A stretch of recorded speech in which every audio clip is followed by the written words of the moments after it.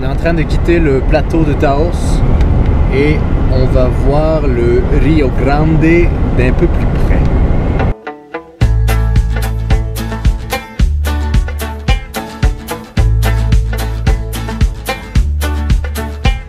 Le soleil tape, moi je cogne, jour après jour, mois après mois.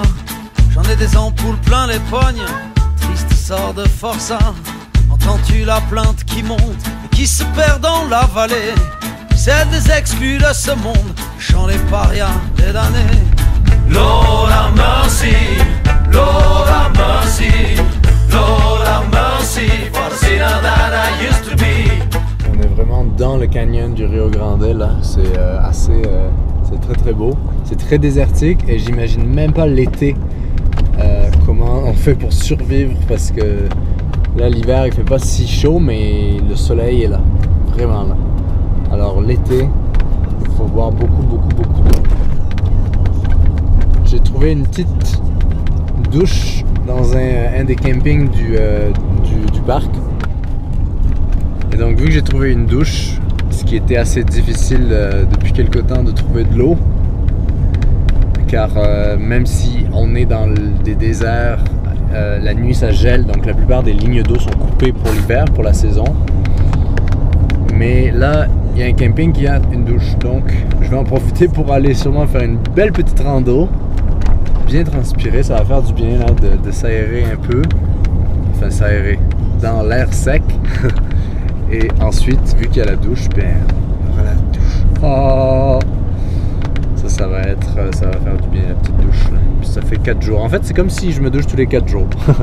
Mais la douche, c'est tenable pendant 2-3 jours. Au bout du 4e jour, surtout quand on fait des activités, même l'hiver, on a besoin à un moment de se relâcher les muscles et dans de l'eau, là, il n'y a rien de mieux que ça.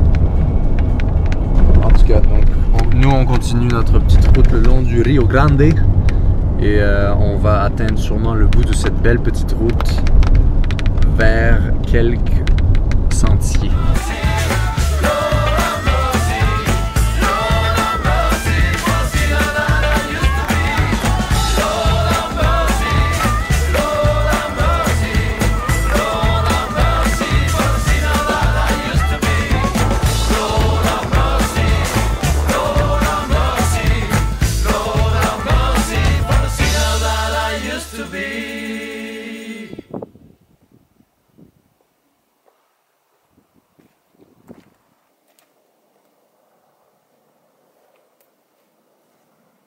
Ça monte. Ça n'a même pas commencé que ça monte.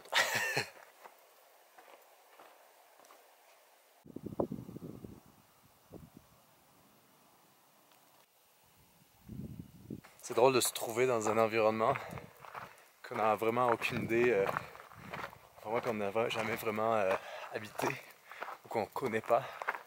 C'est comme il faut s'acclimater.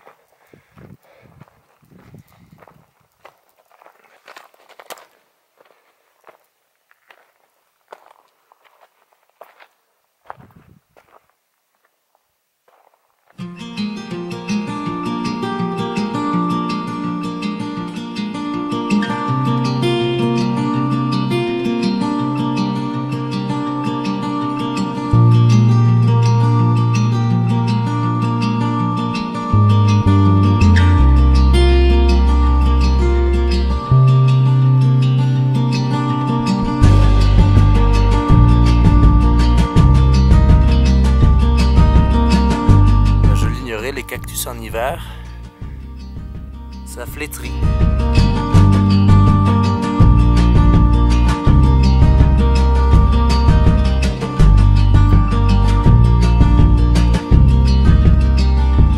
Il y a vraiment plein de petits oiseaux. Oh! C'est un gros. Je crois qu'ils me suivent. Je deviens Blanche-Neige. Oh, oh, oh, oh! Amis. On vient de monter là, puis voici les montagnes. C'est fou, hein?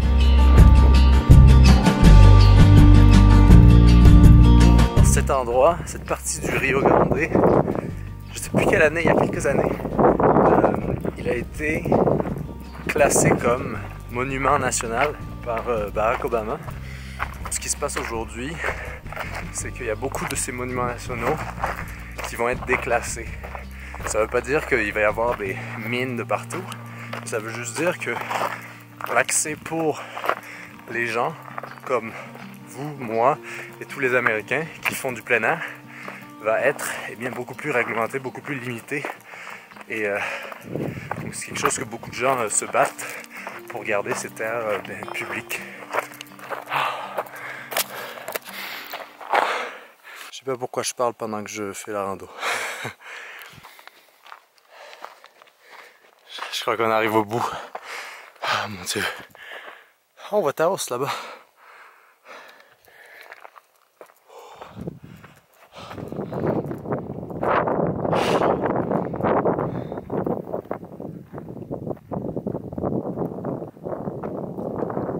Faut redescendre maintenant.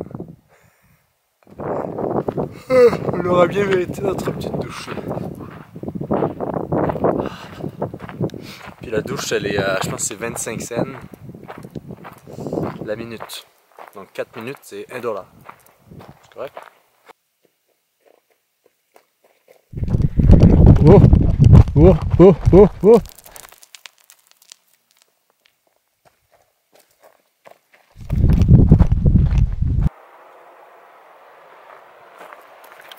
Ce soir, on est sur une petite place de camping du parc Del Norte.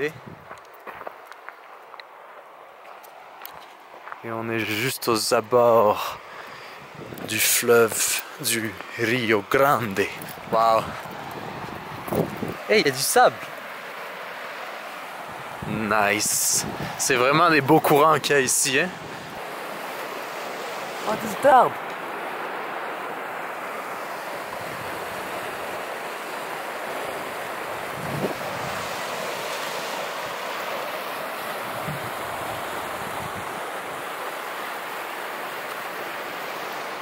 Ah, le petit road track là.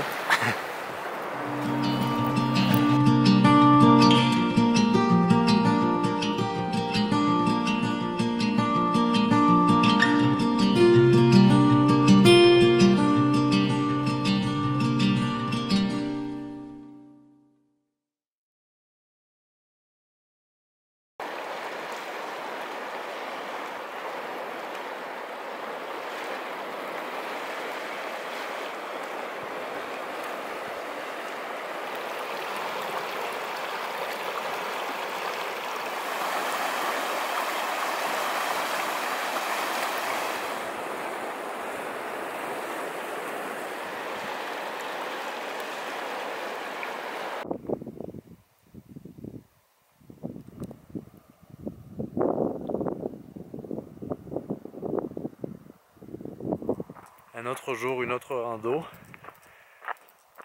toujours dans le parc de Rio Grande del Norte.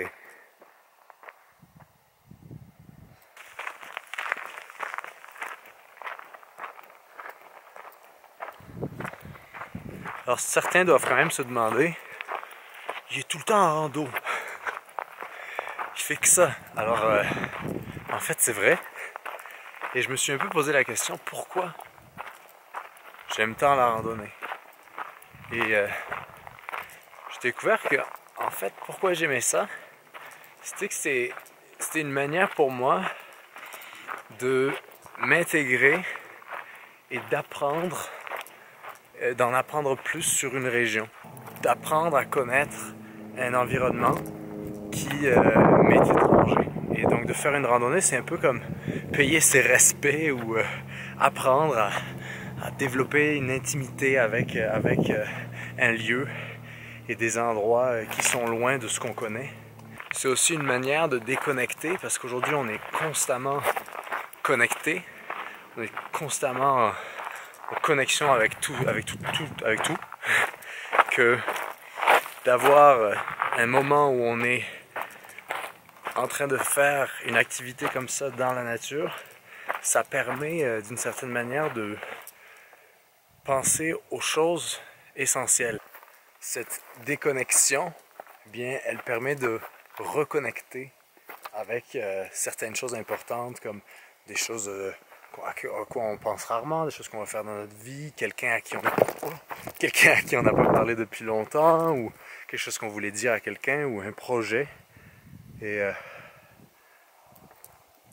c'est pour ça qu'il y a beaucoup de bénéfices dans la randonnée. Puis c'est gratuit. C'est un sujet que j'aborderai peut-être plus tard sur la solitude, parce que beaucoup de gens m'en parlent et j'ai jamais trouvé vraiment le moment pour en parler. Mais j'en parlerai un jour.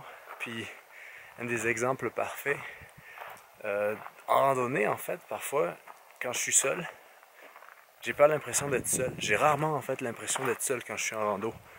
Parce que ben on est avec la forêt, on est avec les éléments, puis c'est un peu cliché à dire, mais c'est vrai, on se retrouve beaucoup plus seul en rando que entouré de 3000 personnes.